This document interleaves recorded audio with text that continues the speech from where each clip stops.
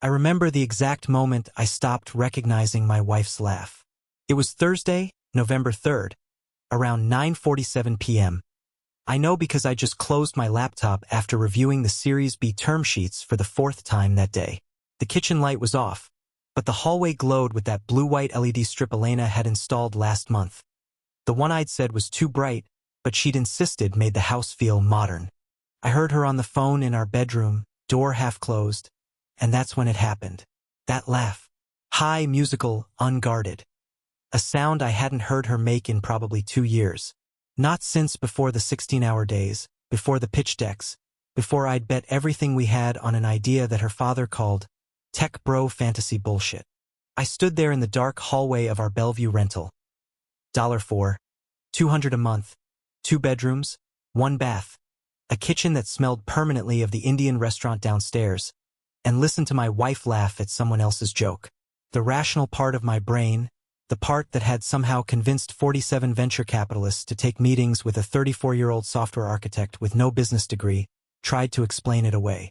She's talking to her sister, her friend from yoga, her mother, but the laugh continued, and there was something in it. An intimacy, a looseness, that made my mouth go dry. No, he's working. I heard her say, voice dropping to almost a whisper. He's always working. The way she said it wasn't angry. It was tender, apologetic even, like she was explaining my absence to someone who deserved an explanation. I should have walked in right then. Should have pushed open that door and asked who she was talking to at 10 o'clock on a Thursday night. But I didn't. Instead, I did what I'd been doing for 18 months. I convinced myself I was imagining things, that stress was making me paranoid, that successful founders don't have time to worry about their wives' phone conversations. I walked back to the kitchen, poured myself 3 fingers of the Blue Light bourbon we kept for celebrations we never had, and sat down at our scratched IKEA table to review the cap table one more time. The apartment was small enough that I could hear her moving around. The bed creaking, the closet door sliding open, water running in the bathroom, normal sounds, domestic sounds, the sounds of a marriage. Elena and I had been together for 6 years, married for 3. We'd met at a tech conference in Portland. She was working marketing for a mid-sized SaaS company. I was presenting a paper on distributed systems architecture that approximately 11 people attended. She'd approached me afterward, asked 3 questions that proved she'd actually listened, and then suggested we skip the networking mixer for Vietnamese food and whiskey. By 2 a.m. we were in her hotel room, not having sex but talking about the future of cloud computing and why most startups fail. She'd shown me photos of the house she'd grown up in, some massive stone and glass thing in Medina with a view of Lake Washington, and I told her about my father's machine shop in Tacoma, how I'd been the first in my family to finish college, how I'd spent my 20s building other people's dreams before I'd finally had the guts to build my own. My father won't like you, she'd said, smiling in a way that suggested this was a feature, not a bug. She'd been right about that. Richard Ashford III, because of course there was a numeral, had made his fortune in commercial real estate in the 90s, then diversified into a portfolio of investments that he managed with the same warmth he'd bring to a hostile takeover. The first time Elena brought me to the family estate for dinner, he'd spent 45 minutes explaining why software startups were fundamentally unsound business models, while his wife, Catherine, smiled apologetically and refilled wine glasses. Elena's younger brother, Marcus, had smirked from across the table, enjoying the show.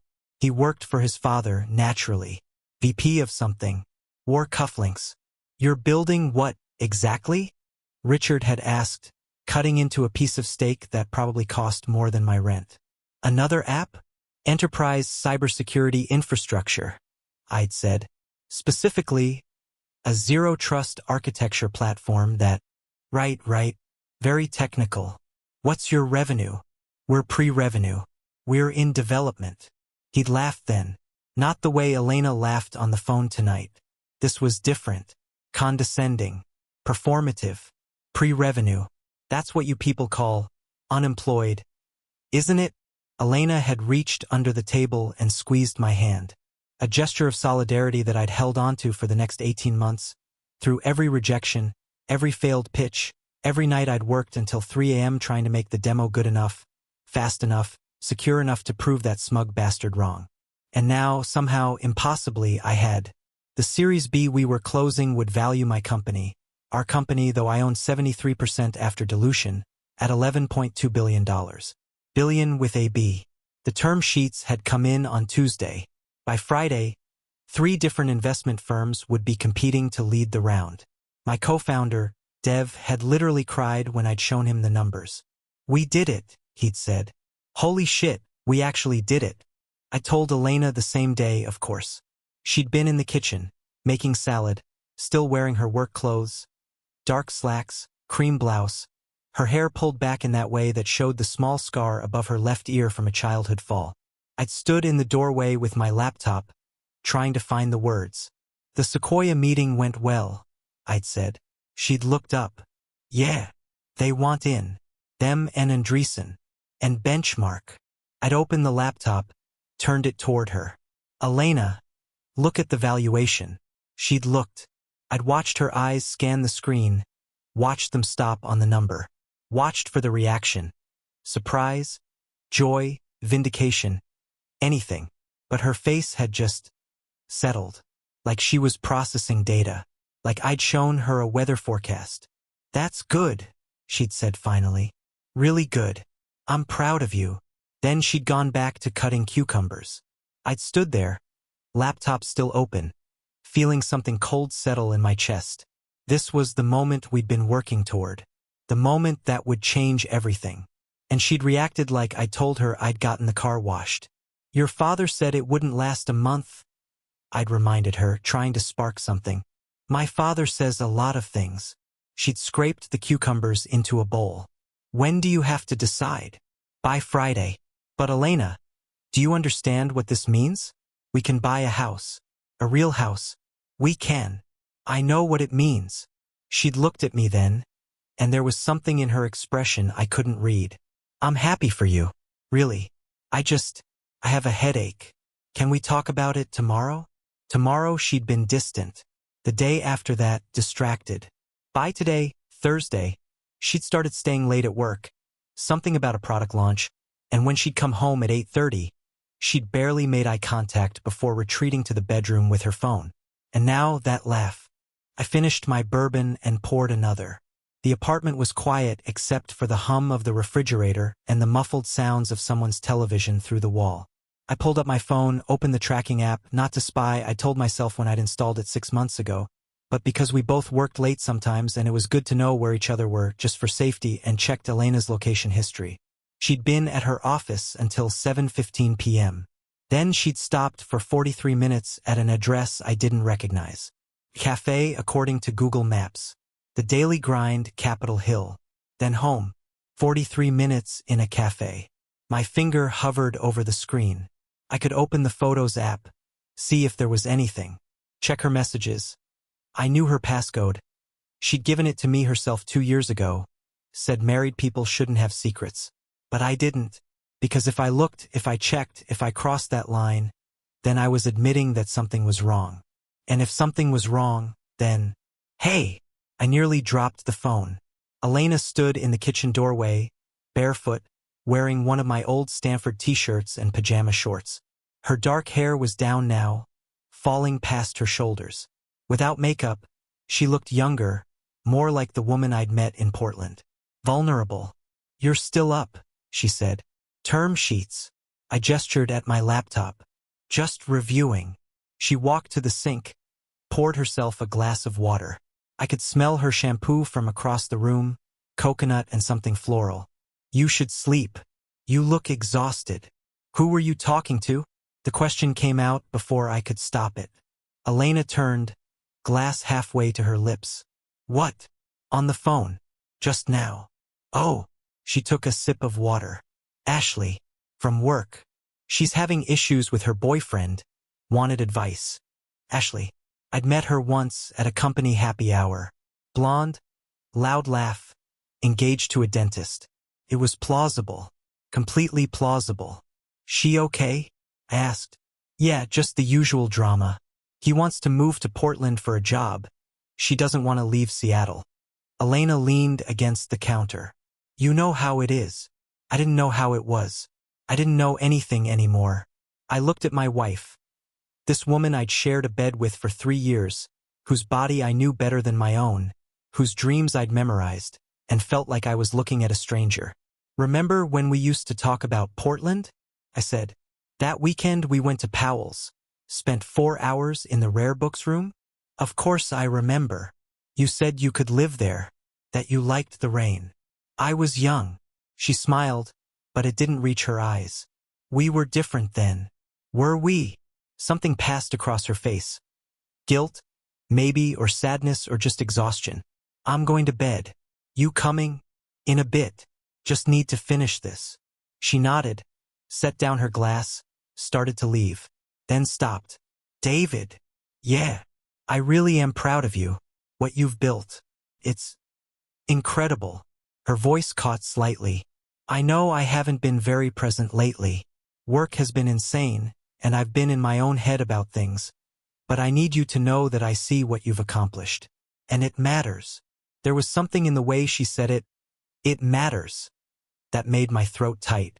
Like she was talking about more than just the company. Like she was saying goodbye to something. "Thanks," I managed. She disappeared down the hallway. A moment later, I heard our bedroom door close with a soft click. I sat there in the kitchen, surrounded by the detritus of our life. Takeout menus magnet to the fridge, a grocery list in Elena's handwriting, a photo from our wedding held up by a San Francisco magnet I'd bought at the airport. In the photo, we're laughing. I'm spinning her, her dress flaring out, and her face is pure joy. I can't remember what had made us laugh. I can't remember the last time she'd looked at me that way. I picked up my phone again, opened the tracking app, stared at that address on Capitol Hill. The daily grind. 43 minutes. I should have gone to bed. Should have trusted my wife, trusted our marriage, trusted that the stress and the distance and the strange phone calls were all just normal parts of building a company, building a life. Should have believed that after Friday, after the money was real, everything would go back to how it used to be. Instead, I opened a new tab and searched for the Daily Grind's Yelp page. It had good reviews. Great coffee, apparently. Cozy atmosphere. Free Wi-Fi. Popular with freelancers and students. The photos showed exposed brick, mismatched furniture, one of those chalkboard menus. Nothing remarkable. Nothing suspicious. I clicked through to the photo gallery. Someone had posted a picture of the interior last week. I zoomed in, scanning the background, not even sure what I was looking for. And then I saw it. In the corner of the frame, barely visible, 2 people at a table. Dark hair, cream blouse. Elena's profile, unmistakable.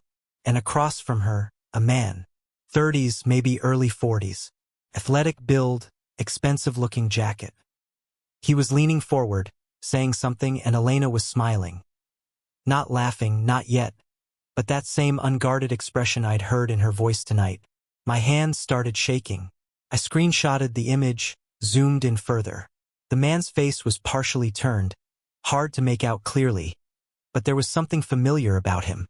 The set of his shoulders, the way he held his coffee cup. I spent the next hour going through Elena's Instagram, her Facebook, her LinkedIn, looking for anyone who might match. Found nothing. Dev called around 11. I let it go to voicemail. He probably wanted to celebrate, to talk about the term sheets, to plan our futures. I couldn't think about the future. I could barely think about the present. At midnight, I finally went to bed. Elena was asleep, or pretending to be, curled on her side facing away from me. I lay there in the dark, listening to her breathe, and wondered when exactly I'd lost her. If I'd ever really had her at all. My phone buzzed on. Something flickered across her face.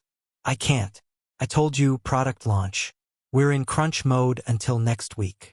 It's Friday night. I know what day it is, David. An edge had crept into her voice. Some of us still have jobs that require showing up to an office. It was a low blow, and we both knew it. For the first year of my startup, Elena had been supportive, encouraging, even, but somewhere around month 18, when the savings had run out and I'd maxed our credit cards and taken a second mortgage on my mother's house in Tacoma, her support had curdled into something else. Not quite resentment, but close. That's not fair, I said quietly. You're right. I'm sorry. She rubbed her face. I'm just stressed. This launch has been a nightmare, and my boss is breathing down my neck. And she stopped. Can we just not do this right now? Do what? This. Fight about nothing. I have to go. She kissed me on the cheek. Quick, perfunctory, the way you'd kiss a relative, and headed for the door. What time will you be home? I called after her. I don't know. 10? 11? Don't wait up. The door closed. I stood there in our kitchen, coffee getting cold in my hand, and felt the wrongness of it settle over me like a physical weight. This wasn't how it was supposed to go. I just achieved the thing we'd been working toward for years. The thing that was supposed to fix everything. Supposed to prove I wasn't just another dreamer. Supposed to make her father eat every condescending word he'd ever said to me. And my wife couldn't spare one Friday night to celebrate. My phone buzzed. Dev, got your info. Can we talk? I called him immediately. He picked up on the first ring. So, Dev said, and I could hear the careful neutrality in his voice. The Daily Grind, opened 2 years ago. Owner is a guy named Marcus Reeves. Former tech exec, sold his company to Microsoft in 2019, decided to open a cafe as a lifestyle business. Real estate records show he lives in a condo 2 blocks away. Marcus Reeves. The name meant nothing to me. What else? David, man, I have to ask. What else, Dev? Aside. I pulled the cafe's Instagram. Lots of latte art, local artist spotlights, community event posts. Standard hipster coffee shop stuff. But there's a pattern. Every Tuesday and Thursday evening, they host this thing called Founders Circle. Informal networking for entrepreneurs. 20, 30 people show up. Coffee, craft beer, shop talk. Tuesday and Thursday. Elena had been staying late on Tuesdays and Thursdays for the past 2 months. Product launch, she'd said. Crunch time. Send me the Instagram. I said. David, please. Okay, but listen, you're closing the biggest deal of your life today. Maybe don't do anything crazy until after the signatures dry. I'm not going to do anything crazy. That's exactly what someone about to do something crazy would say. Thanks for the research, Dev. David. Wait. He paused. Is everything okay? With you and Elena? The question hung there. I could tell him. Could admit that my marriage was unraveling. That I was spending my nights stalking my wife's location history and zooming in on blurry coffee shop photos like some paranoid detective. Could ask for help. Everything's fine, I said. Just curious about something. I'll see you at the Sequoia dinner. I hung up before he could push further. The Daily Grind's Instagram loaded on my phone. Dev was right. Lots of artistic photos, lots of local community engagement. I scrolled back through the posts. 2 weeks ago, a photo from Founders Circle. 20 or so people milling around, holding coffee cups and beer bottles. I zoomed in on every face, looking for Elena. Found her in the background of a photo from October 20th. She was talking to a man in a gray Henley, her hand on his arm, head tilted back in laughter. The caption read, "Great turnout tonight. Love seeing our community support each other's dreams. Hashtag Seattle Founders, hashtag Community First." I downloaded the image, opened it in a photo editor, increased the clarity and contrast until the man's face came into focus. And my stomach dropped. It was Marcus, Elena's brother Marcus. The same smirk, the same sharp jawline, the same expensive watch I'd last seen at that disastrous family dinner. But this Marcus looked different, more casual, more relaxed. His hair was longer, stubble instead of the clean-shaven corporate look. He was dressed like someone who'd left the family business behind. Marcus Reeves. Marcus Ashford. He'd changed his name, opened a coffee shop, and apparently my wife had been spending her Thursday evenings there, lying to me about product launches. I sat down heavily on the couch, mind racing. This made no sense. Elena barely tolerated her brother. At Christmas last year, they'd gotten into a screaming match about something. Politics, I think, or their father's business practices. She'd sworn she wouldn't speak to him for months. Had called him an entitled prick and meant it. And now she was meeting him at his coffee shop? Every Tuesday and Thursday? Unless it wasn't about Marcus at all. I scrolled back through the Founder's Circle photos, looking at every face, cross-referencing against Elena's social media connections. Found 3 mutual friends. Expanded the search. Checked LinkedIn. And there, tagged in a photo from 3 weeks ago, standing next to Marcus and smiling at the camera. Richard Ashford III. Elena's father. The man who'd spent years telling me I'd never amount to anything, that software startups were fantasy, that I'd married above my station and should be grateful Elena had settled for someone with potential, if limited prospects. He'd been at Founder's Circle multiple times. I felt like I was trying to solve a puzzle where someone kept changing the pieces. Nothing made sense. Why would Richard Ashford, commercial real estate mogul, old money bastard, man who thought coffee came from a boardroom carafe, be hanging out at his son's hipster cafe networking event? My phone rang. Catherine, Elena's mother. I almost didn't answer. David, dear. I hope I'm not catching you at a bad time. Catherine Ashford had always been kind to me, in that apologetic way of someone who knows their family can be difficult. She'd pull me aside at dinners, ask about my work with genuine interest, once even told me she thought it was wonderful that Elena had found someone real. No, Mrs. Ashford, it's fine. What can I do for you? I was hoping you and Elena might come to dinner tomorrow night. Just family. I know you've been so busy with your business, and we haven't seen you in ages. Tomorrow was Saturday. The signatures would be done by then. I'd officially be a billionaire on paper, if not in my bank account yet. I'll check with Elena, I said. She's been working late a lot. Yes, she mentioned that. A pause. David, has she seemed different to you lately? My pulse quickened. Different how? I don't know. Distant, perhaps. I called her twice this week and she didn't return my calls until yesterday. That's not like her. She's stressed, I said automatically. Work has been intense. Of course. But Catherine didn't sound convinced. Well, do try to come tomorrow. I think it would be good for all of us to spend some time together. As a family. After she hung up, I sat there staring at my phone. Elena hadn't mentioned her mother calling. Hadn't mentioned anything about her family at all, actually, beyond the occasional complaint about her father's latest opinions. I pulled up my laptop, opened a private browsing window, and did something I'd never done before. I searched for my wife's name plus affair. Nothing came up. Because of course nothing came up. This wasn't some tawdry romance novel where the cheating spouse leaves a trail of receipts and motel keycards.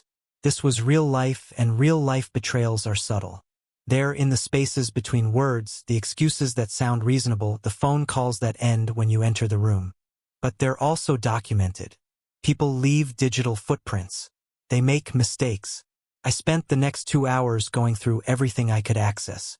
Elena's email, we had a shared account for bills and household stuff. But she had her personal Gmail that I'd never looked at because I trusted her. Her calendar was synced to our shared one. And sure enough, every Tuesday and Thursday for the past 2 months showed product review 6 to 9 p.m., which would have been believable except that I'd checked her company's calendar. Yes, I had access through her laptop that she'd left at home last week, and there were no recurring product reviews scheduled. I checked our credit card statements. Lots of charges at the daily grind. $8.50, $12.75, $6. Small purchases, always on Tuesdays and Thursdays. Coffee and pastries, probably. Sometimes a beer. And then, from 6 weeks ago, a charge I'd missed. The Edgewater Hotel. $347.82. The Edgewater was nice. Waterfront. Romantic. The kind of place you'd go for an anniversary or a special occasion. But 6 weeks ago hadn't been our anniversary. Hadn't been anything. I cross-referenced the date with Elena's location history. October 1st. She told me she was at a work conference downtown. And technically, she had been downtown. But the ping at 3:47 p.m. had her at the Edgewater, and she'd stayed there for 2 hours and 16 minutes. My hands were shaking again. I could call her. Could demand answers. Could drive to her office right now and confront her in the lobby. Force the truth out into the open where we'd both have to deal with it. Or I could wait. could be methodical, could gather evidence until there was no room for denial or explanation. I chose the latter, because if I was wrong, if there was some innocent explanation for all of this, I didn't want to be the crazy, jealous husband who destroyed his marriage over paranoia. And if I was right, I wanted to know everything before I burned it all down. The Sequoia dinner was at Canlis, which felt appropriate given the circumstances. Nothing says you've made it quite like a restaurant where they park your car and the menu doesn't list prices. Dev showed up in a suit. I'd never seen him in a suit, and our lead investor, Jennifer Wu, looked like she'd stepped out of a magazine spread about successful venture capitalists, which she probably had. "Gentlemen," she said, raising a glass of wine that probably cost more than our first server hosting bill, "to Sentinel Security, to disruption, to the future of enterprise cybersecurity." We clinked glasses. I smiled. I said all the right things, but my mind was elsewhere, running through timelines and hotel charges and that photo of Elena laughing with someone who might or might not have been her brother. "You seem distracted," Jennifer observed halfway through the meal. "Not having second thoughts, I hope?" No. Just thinking about scaling challenges." The lie came easily. "How fast we'll need to hire, infrastructure build out, that kind of thing. That's what Series B money is for." She smiled. "Though between you and me, you could probably take a week off after this closes. You've earned it. When's the last time you took a vacation?" I tried to remember. Before the startup, Elena and I had gone to Costa Rica. 3 years ago. 4? We'd stayed in a little eco-lodge in the rainforest, spent our days hiking and our nights on a balcony, drinking wine and watching howler monkeys. She'd been different then, present. We talked for hours about everything and nothing. We'd made love with the windows open, rain drumming on the roof. Now we barely touched. "Been a while," I said. "Well, after Monday you should take your wife somewhere nice. Bora Bora, Maldives, Hawaii, if you want to stay closer." Jennifer leaned forward conspiratorially. "Trust me on this. I've seen what happens to founders who forget they have lives outside their companies. It doesn't end well. I'll keep that in mind." But even as I said it, I knew there would be no vacation. No Bora Bora. No reconciliation on a tropical beach. Because you can't fix what's already broken. Dev caught me in the bathroom after dessert. "Okay. Seriously, what's going on? You've been somewhere else all night." I washed my hands, took my time drying them. In the mirror, I looked older than 34. Tired. The kind of tired that sleep doesn't fix. "I think Elena's cheating on me." The words hung in the air. Dev's face went through several expressions. Surprise, concern, denial, before settling on careful neutrality. "Based on what?" So I told him. All of it.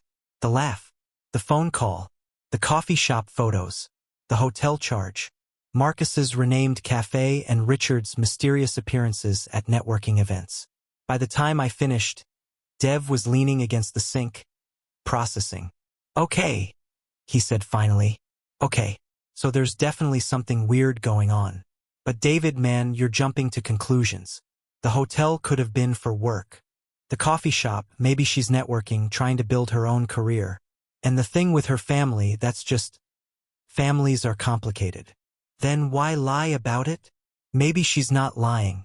Maybe she's just, I don't know, compartmentalizing.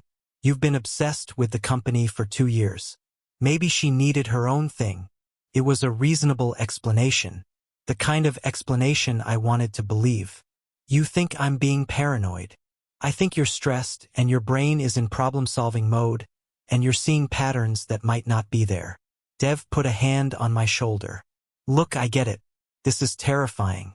But you're about to close a deal that will change your life. Maybe don't blow up your marriage until you have actual proof. And if I get proof, then we'll deal with it. Together. That's what co-founders are for." We went back to the table, finished the meal, made plans for Monday's signing. Jennifer hugged me goodbye, told me again how impressed she was, how this was just the beginning. Dev drove me home, made me promise I'd try to sleep. But when I got back to the apartment at 11:30, Elena's car wasn't in the lot. I went upstairs anyway, unlocked the door. The lights were off. Her coat wasn't on the hook. Her laptop wasn't on the kitchen table. I checked her location on the app. The daily grind. Of course. I poured myself bourbon, sat on the couch, and waited. She came home at 12:47 a.m. I heard her key in the lock, heard her pause in the doorway when she saw me sitting there in the dark. Jesus, David, you scared me. She flipped on the light. Why are you sitting in the dark? How was work? Exhausting. She set down her bag, kicked off her shoes. We finally got the launch parameters finalized. I'm sorry I'm so late. You were at the office until almost 1 a.m.? Yeah. The team ordered pizza. We just powered through. She started toward the bedroom, then stopped. Why? Just asking. She turned to look at me fully then, and I saw something shift in her expression. Wariness, like she was calculating how much I knew. David, what's going on? You tell me. What's that supposed to mean? I took a sip of bourbon. How's Marcus doing? Her face went pale. Just for a second, but I saw it. What? Your brother. How's he doing? Still working for your dad? Or did something change? We barely talk. You know that. Really? Because I heard he opened a coffee shop. The Daily Grind. Nice place, apparently. Good community vibe. Elena's jaw tightened. What are you doing, David? Trying to understand why my wife has been lying to me for months. I haven't been. You were at his cafe tonight. You've been going there every Tuesday and Thursday for 2 months. Telling me you were at product reviews that don't exist. I stood up. So I'll ask again. What's going on? She stared at me for a long moment. Then, quietly, can we not do this right now? I'm exhausted. That's not an answer. No, it's not. Because I don't owe you an answer when you're acting like a paranoid psycho, tracking my location and interrogating me at 1 in the morning. Her voice had gone cold. If you have something to accuse me of, just say it. Are you having an affair? The question came out harder than I'd intended. Elena flinched, then laughed. But it wasn't the laugh I'd heard on the phone. This was bitter, defensive. No, David. I'm not having an affair. Is that what you think? That I'm sneaking around, sleeping with someone? Then what are you doing? She stopped, looked away. I'm figuring things out. What things? Things I'm not ready to talk about yet. The answer was worse than a lie, because it meant there were things, plural, significant enough to require figuring out, that she'd decided I didn't have a right to know. We're married, I said. We don't get to have secret lives. Really? Because you spent 2 years building a company without asking me if it's what I wanted. You mortgaged your mother's house without discussing it with me first. You made decisions that affected both our lives, and then expected me to just smile and support you. So forgive me if I need some space to figure out my own shit. That's not fair. I was building our future. Our future. She laughed again, and there was real pain in it now. David, you were building your future. Your dream. Your revenge against my father. I was just supposed to be there, supporting, smiling, pretending I didn't notice that you stopped asking what I wanted years ago. That's not true, isn't it? When's the last time you asked about my work? My actual work, not just as a prop in your success story. When's the last time we talked about anything except term sheets and valuations and proving my father wrong? I opened my mouth, closed it, couldn't remember. That's what I thought. She picked up her bag. I'm going to bed. Congratulations on your deal. I hope it's everything you wanted. She disappeared into the bedroom. The door closed. Didn't slam, that would have been cleaner, easier to process. Just a quiet click that somehow felt more final than any argument we'd ever had. I stood there in our living room, bourbon glass in hand, and felt the foundation of my life crack. She was right. About all of it. I had been obsessed. Had stopped seeing her as a partner and started seeing her as an audience for my eventual triumph. Had convinced myself that once I succeeded, once I proved I was worthy of her family, worthy of the life she'd grown up with, everything else would fall into place. But success doesn't fix what's broken. It just makes it expensive. I slept on the couch that night, or tried to. Mostly I stared at the ceiling and replayed every conversation we'd had over the past 2 years, looking for the moment I'd lost her. Found dozens of them. Hundreds. Every time I'd said, "Not now, I'm working." Every dinner I'd missed. Every night I'd come to bed at 3 a.m. and she'd been asleep, or pretending to be. Every time I'd chosen the company over her. At 6 a.m., I gave up on sleep and went for a run. The Seattle morning was gray and drizzling, which felt appropriate. I ran through Bellevue's empty streets, past houses that cost millions, past cars that cost more than most people's annual salaries, and thought about value. How we measure it. How we assign it. By the time I got back to the apartment, Elena was already gone. She'd left a note on the kitchen table. "At my parents' for the day. See you at dinner tomorrow night. We should probably talk. We should probably talk." The 6 words every married person dreads. I showered, made coffee, and did what I always did when facing emotional chaos. I worked, opened my laptop, reviewed the final contract language, coordinated with our lawyers, sent updates to the board. By noon, everything was ready for Monday's signing. By 1 p.m., I'd run out of productive distractions, so I called Dev. "I need to know who she's meeting," I said without preamble. "At the coffee shop. I need names. David, please. I know you think I'm losing it, and maybe I am, but I can't sit here not knowing. It's killing me." A long pause. Then, "What are you going to do with the information?" "I don't know. Nothing crazy. I just need to understand." Another pause. "Okay, give me a few hours. I know someone who does social media analytics. I'll see what I can find." He called back at 4 with a list of names. 17 people who'd been tagged in photos at Founders Circle over the past 3 months.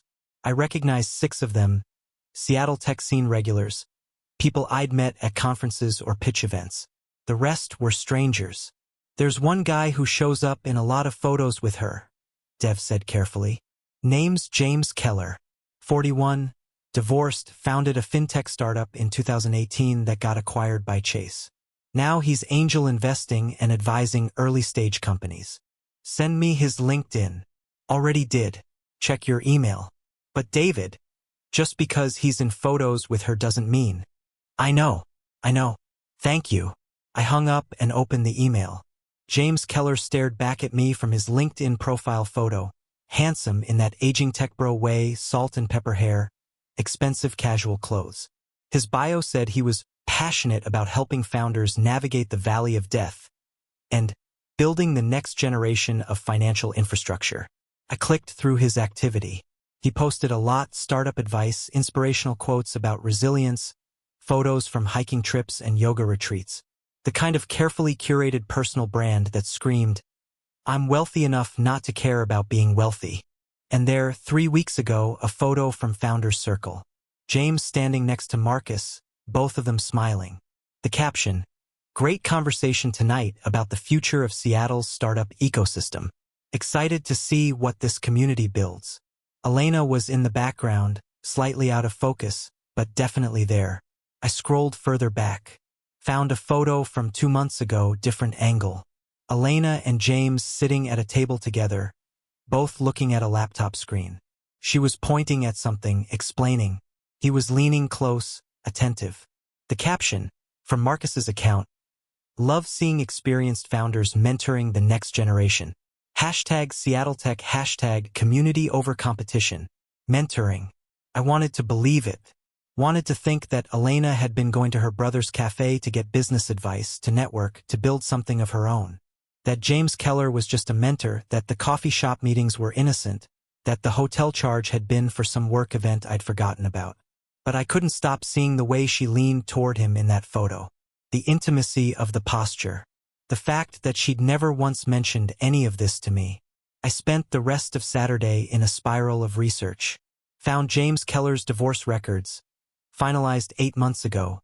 No kids. Wife got the house in Madison Park. Found his social media presence across platforms. Found an interview he'd done with TechCrunch about life after exit, where he talked about the importance of meaningful connections and authentic relationships. Found nothing that proved Elena was sleeping with him. Found nothing that proved she wasn't. By Saturday evening, I was exhausted and wired, coffee and bourbon mixing unpleasantly in my system. I'd ignored calls from my mother, from our lawyer, from Jennifer Wu's assistant trying to confirm details for Monday. The only person I talked to was Dev, and even he had started suggesting I maybe take a break from the internet.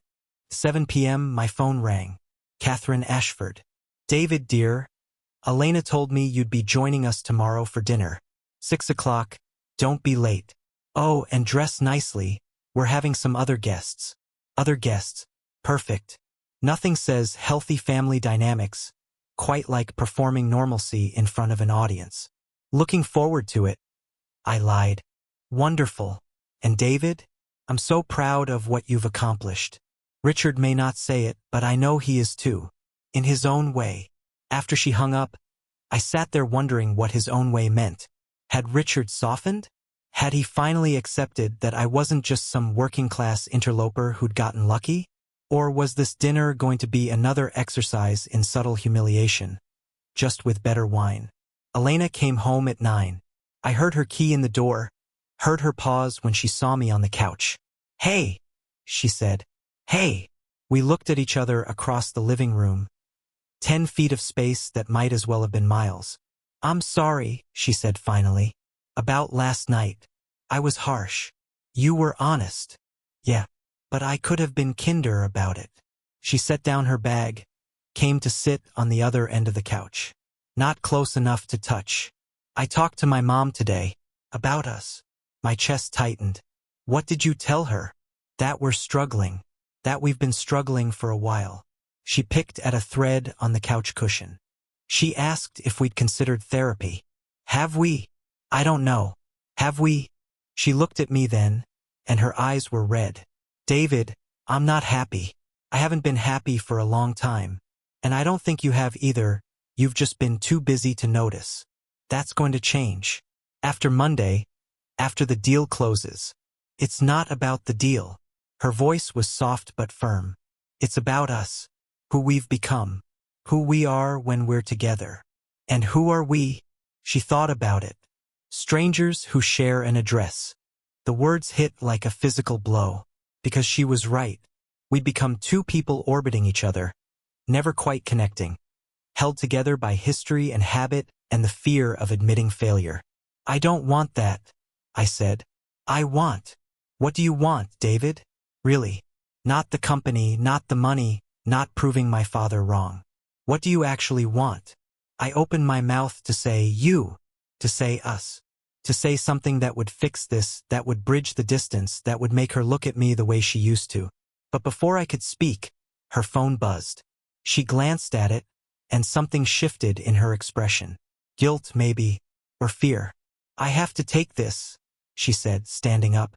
It's work. At 9 p.m. on a Saturday night. Of course it was. She went into the bedroom. I heard her voice, muffled through the door. Couldn't make out words, just tone, urgent, intense, too quiet to be a work call. I pulled out my phone, opened the tracking app. Her location showed home, obviously, but I went to the history, scrolled back through her day. She'd left the apartment at 8 a.m. Driven to her parents' house in Medina, that checked out. But at 11, she'd left and driven to Capitol Hill, to an address I didn't recognize. She'd stayed there for 3 hours. Then she'd gone to a restaurant in Queen and stayed for an hour and a half. Then back to her parents' house until 7. Then home. 3 hours at an unknown address in Capitol Hill. I Google mapped it. Condo building. Nice one with a doorman and floor-to-ceiling windows. The kind of place a divorced fintech founder with an acquisition exit might live. The bedroom door opened. Elena came out, phone in hand, face composed but pale. Everything okay? I asked. Yeah, just a client crisis. Managed to handle it. She wouldn't meet my eyes. I'm exhausted. I'm going to bed early. Big day tomorrow. Right? Dinner at your parents'. Yeah. She hesitated. David, about what I said earlier, we can talk more after dinner. Okay? After all the family stuff is done. Really talk. I nodded. Didn't trust my voice. She kissed my forehead. the way you'd kiss a child or a sick relative, and went back to the bedroom. 10 minutes later, I heard the shower running. I sat on the couch, phone in hand, staring at that address in Capitol Hill. I could drive over there, could confirm my suspicions, could catch her in the lie and force everything into the open. Or I could wait until tomorrow, could sit through the family dinner, smile and make small talk, and then confront her with everything I knew. Could be methodical about the destruction. I chose the latter, because if I was going to blow up my marriage, I wanted witnesses. I wanted her father to see what his daughter had become. I wanted the whole perfect Ashford family facade to crack along with my life. It was petty and vindictive and exactly the kind of thing a wounded man does when he realizes he's been made a fool. I poured another bourbon and toasted the empty room. To honesty, I said, and expensive mistakes. Then I opened my laptop and started writing down everything I knew, everything I suspected, every piece of evidence I'd gathered, building a case the way I'd built the company. Methodically, obsessively, unable to stop even though I knew it was destroying me. By 3 a.m., I had 17 pages of notes. Timeline, locations, photos, credit card charges, Instagram posts, LinkedIn connections. A complete map of my wife's betrayal, assuming I was right. And if I was wrong? If Monday came and there was some innocent explanation, some reason that made all of this make sense, then I'd be the villain in this story. The paranoid husband who couldn't trust, couldn't let go, couldn't see past his own insecurities. Either way, I realized the marriage was over. You can't come back from this level of suspicion. Can't unknow what you've learned, even if it turns out to be false. I closed the laptop and went to bed. Elena was asleep on her side, or pretending to be. I lay next to her in the dark and tried to remember the last time we'd held each other. The last time we'd fallen asleep tangled together, comfortable and safe. Couldn't remember.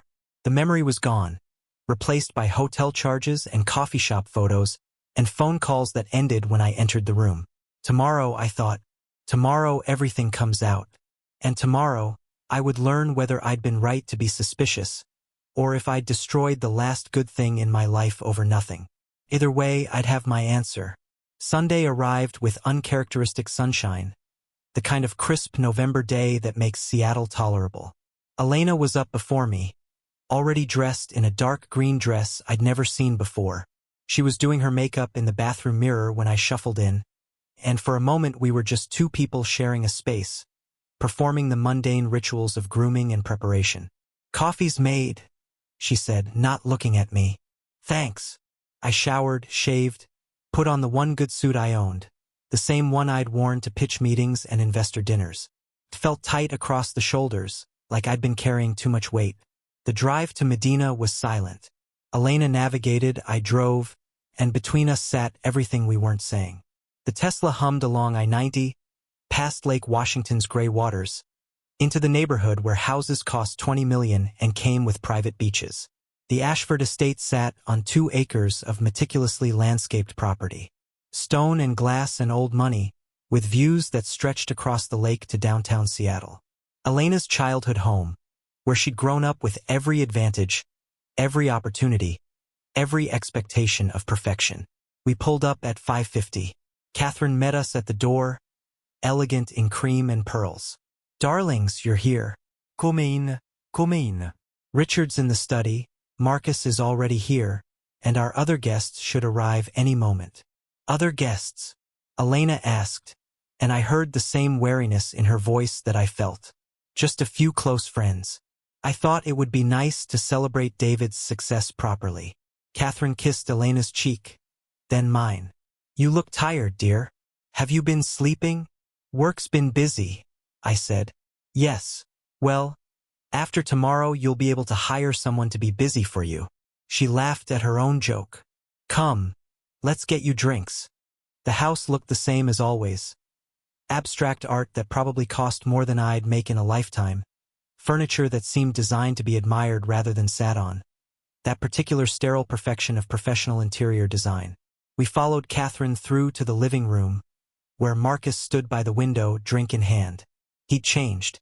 The last time I'd seen him, Christmas, almost a year ago. He'd been clean-cut, corporate, every inch his father's son.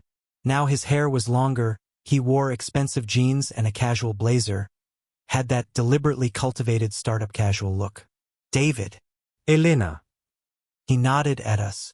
Congratulations on the deal. Impressive numbers. Thanks, I said, studying his face for some sign of what he knew, what role he was playing in all this. Marcus opened his own business, Catherine said brightly. A lovely coffee shop in Capitol Hill. The daily grind. Have you been? I felt Elena tense beside me. Haven't had the chance, I said. You should. It's become quite the gathering place for young entrepreneurs. Marcus has been hosting these networking events. What do you call them, dear? Founder's Circle, Marcus said, looking directly at me now. Every Tuesday and Thursday. Good coffee, good conversation, good community. Sounds great, I said. Maybe I'll check it out sometime. You should. We get some interesting people. Diverse perspectives. Not just the usual Silicon Valley types. He took a sip of his drink. Elena's been a few times. Haven't you, sis? Before Elena could respond, Richard Ashford entered the room, and the temperature seemed to drop several degrees. He looked older than I remembered, grayer, harder, like someone had carved him from granite and forgotten to add warmth.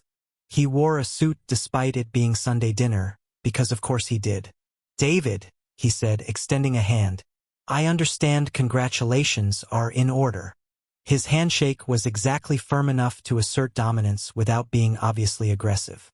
A power move so practiced it was probably muscle memory. Thank you, sir. 11.2 billion valuation. Quite impressive for a fantasy. Wouldn't you say? He smiled and it didn't reach his eyes. Though I suppose the real test is whether you can sustain it. Valuations are just paper until they're not. Richard, Catherine said sharply. We agreed to be supportive. I am being supportive. I'm offering realistic expectations. The tech sector is notoriously volatile. Today's unicorn is tomorrow's cautionary tale. He turned to Elena. Sweetheart, you look lovely. That's a new dress. Thanks, Dad. Expensive. I bought it myself. Of course you did. You always were good with money. Unlike your brother, who apparently thinks coffee shops are viable business models in a market saturated with coffee shops. Marcus's jaw tightened, but he said nothing. The family dynamic I'd witnessed 100 times. Richard dominating, Catherine smoothing, the children either rebelling or capitulating. The doorbell rang. Ah, that'll be our guests, Catherine said, already moving toward the door. Let me get that. I heard voices in the entryway. A man's voice, warm and confident. Catherine's laughter. And then they entered the living room. Catherine, followed by James Keller and a woman I didn't recognize. The world tilted. James Keller stood there in casual expensive clothes, holding a bottle of wine, looking exactly like his LinkedIn photos but somehow more real, more solid, more present. He smiled at the room, at Marcus, at Richard, and then his eyes found Elena and something passed between them. Something quick and private and devastating. Everyone, you remember James, Catherine said. And this is his friend, Sophia Chin. James, Sophia, this is my son-in-law, David. David, James is an old family friend. He's been advising Marcus on the coffee shop business. James extended his hand. David, great to finally meet you. I've heard so much about Sentinel Security. What you've built is really impressive. I shook his hand on autopilot, my mind reeling. Old family friend. Been advising Marcus. Finally meet you. Thanks, I managed. Sophia, Asian, late 30s, radiating competence. Shook my hand next. Congratulations on the deal. James has been following your company's progress. He thinks you're doing something really special in the cybersecurity space. We moved to the dining room. Catherine had, of course, created a seating arrangement. I ended up between Sophia and Marcus, directly across from Elena. James sat next to Elena. Richard held court at the head of the table, Catherine at the foot. The meal began. Catherine had hired caterers, nothing but the best, and servers appeared with courses I barely tasted. I was too busy watching Elena and James, looking for signs of what I was now certain was happening. They were careful, very careful. They didn't touch, didn't look at each other more than would be appropriate for two people who just happened to be at the same dinner. But there was an awareness between them, a magnetic pull that you couldn't see but could feel if you were looking for it. "So David," Richard said, cutting into his steak with surgical precision, "what's your plan now? Cash out while the valuation's high? Or are you in this for the long haul?" "Long haul," I said. "We've barely started. The enterprise security market is massive, and we're positioned to capture a significant share. Ambitious. Of course, ambition without execution is just fantasy." He chewed, swallowed, took a sip of wine. "I'm curious. How much of your equity did you have to give up in this round?" "Dad," Elena said quietly. "What?" "It's a legitimate question. Venture capital is expensive money. I'm just wondering what price our David paid for validation." "A reasonable one," I said evenly. "We maintained founder control. For now. But they'll want board seats. They'll want oversight. They'll want to install their own people when growth slows. And it will slow, David. It always does." He leaned back in his chair. "That's why I stuck with real assets. Real estate. Physical property. Things you can see and touch. Not algorithms and promises." "Richard, that's enough," Catherine said.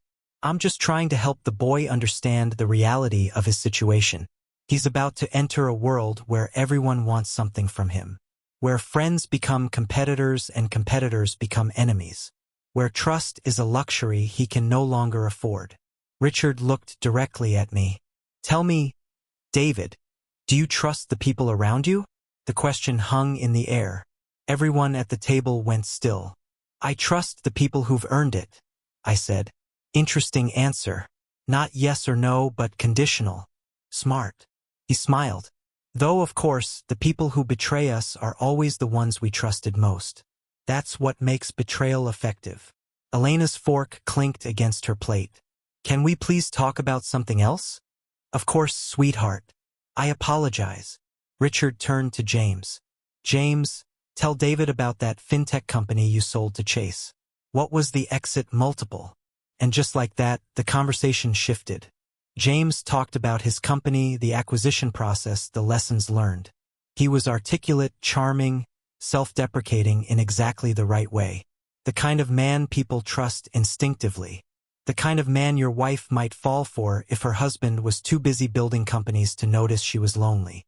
I watched Elena as James talked. Watched the way she listened, leaning forward slightly, engaged in a way she hadn't been engaged with me in months. Watched her smile at his jokes, nod at his insights, exist in his orbit like a planet that had found a new sun. And I watched James watch her back with that same careful awareness, and I knew. "David," Sophia was saying. "David, are you okay?" I realized I'd been gripping my knife hard enough that my knuckles had gone white. "Fine. Sorry. Just thinking about tomorrow. The signing must be exciting. And terrifying. Both." I agreed. "I'm sure Elena's been a huge support through all this," Sophia continued. "James always says the hardest part of startup life is maintaining relationships. His divorce was brutal, the business came first, and his marriage paid the price." The comment landed like a grenade. I saw James tense, saw Elena's eyes dart to her plate. Sophia, oblivious, continued. "But that's all behind you now, right, James? New chapter, fresh start, all that." "Something like that," James said carefully. Marcus cleared his throat. "Actually, James has been a huge help with Founders Circle. He's been mentoring several of the newer entrepreneurs, helping them navigate early-stage challenges." "Mentoring," I repeated. "That's generous of you. I believe in giving back. And Seattle's startup community is small enough that we should all be helping each other." James looked at me directly. "In fact, David, I'd love to connect with you properly. Compare notes, maybe explore some collaboration opportunities." "Collaboration? Angel investing, advising, that kind of thing. I'm always looking for promising companies to support." "Like Sentinel Security?" Like Sentinel Security. Though I imagine you're well past needing angel investment now. He smiled. But the offer stands. For future ventures or just as a sounding board. Catherine beamed. Isn't that wonderful? David, you should take James up on that. He has so much experience. And he's been such a help to our family. Our family. The words echoed. How long have you known the Ashfords? I asked James. Oh, 5 years? 6? I met Richard through a business deal. He was selling a commercial property. I was looking to diversify. We hit it off. And Catherine graciously included me in family events ever since. 6 years, I said, looking at Elena. So you've known James since before we got married. Elena met my eyes, and I saw her understand that I understood. Not well. He was just Dad's business associate. We barely spoke. Until recently. Until Marcus opened the coffee shop and James started coming to Founder's Circle, Elena said evenly. Then we got to know each other better. How much better? The table went silent. Catherine's smile froze. Richard's eyes sharpened. Marcus looked between Elena and me like he was watching a car crash in slow motion. David, Elena said quietly. Don't what? Don't ask questions? Don't wonder why my wife has been lying to me for months about where she's spending her evenings. This isn't the time or place. When is the time? Because you keep saying we'll talk, we'll figure things out, but we never do. We just keep pretending everything's fine while you... I stopped myself barely. Richard stood up. I think perhaps we should take a break. David, why don't you and I step into my study? I don't want to step into your study. I want my wife to tell me the truth. David, please, Catherine said. You're upset. Let's all just calm down. I am calm. I was shouting now and I didn't care. I've been calm for months while my marriage disintegrated. While Elena lied about product launches that don't exist and spent hours at hotel rooms she won't explain and met with him, I pointed at James, who'd gone very still, at her brother's coffee shop every week, lying to my face every single time. I never lied, Elena said, and her voice was shaking. I just didn't tell you everything. That's the same thing. No, it's not. Because you never asked David. You never once asked what I needed or wanted or if I was okay. You were too busy with your company, your dream, your crusade to prove my father wrong. So yes, I found someone who actually listened when I talked. Who cared about my life. Not just as an accessory to yours. Is that what you want to hear? The admission hit like a punch. James stood up slowly. I think I should go, he said quietly. This is a family matter. Sit down, Richard commanded. You're part of this now, apparently. James sat. Sophia looked like she wanted to disappear into her chair. Elena, I said, my voice barely steady. Are you sleeping with him? She closed her eyes. No. God, David, no. It's not. It's not like that. Then what is it like? Explain it to me. Make me understand why my wife needs another man to listen to her. Because you stopped. The words burst out of her, raw and desperate. You stopped seeing me, stopped hearing me, stopped caring about anything except proving you weren't the poor kid from Tacoma who married up. I became invisible in my own marriage. So you found someone else to make you visible. I found someone who treated me like a person instead of a trophy to be won from my father. The words hung in the air, sharp and true and devastating. Richard cleared his throat.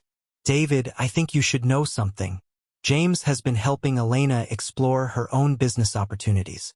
She's been developing a consulting practice for tech companies, and James has been advising her. That's what the meetings were about.